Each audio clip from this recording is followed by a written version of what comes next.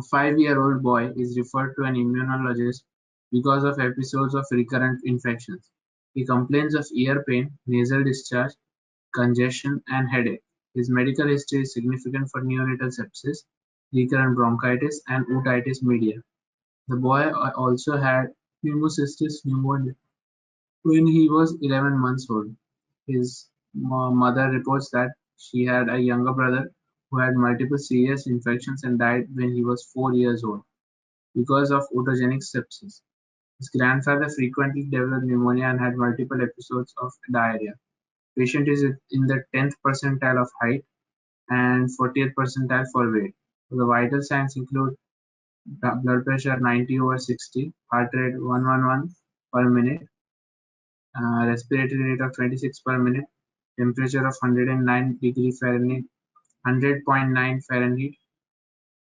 Physical examination reveals a red, swollen, bulging eardrum, enlarged retroauricular lymph nodes.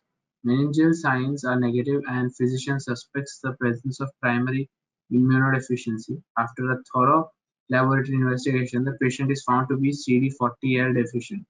Despite this deficiency, which of the following genes would still be expressed in this patient's B lymphocytes? Option A, mu and delta heavy chains. Option B, mu and epsilon heavy chains. Option C, mu heavy chains. Option D, alpha and epsilon heavy chains. Option E, alpha and gamma heavy chains. This particular question is a long one.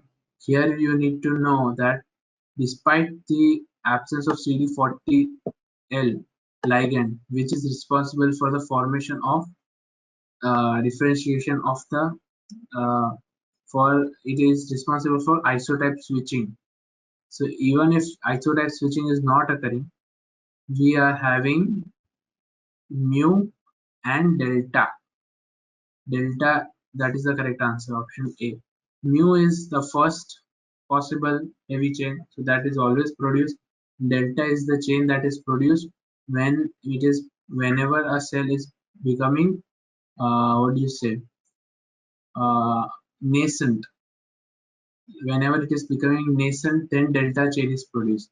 D chain, IgD, is produced to make it nascent, so that it does not exactly nascent, to make it uh, numb the cell. So that's why delta gene is always produced along with mu gene.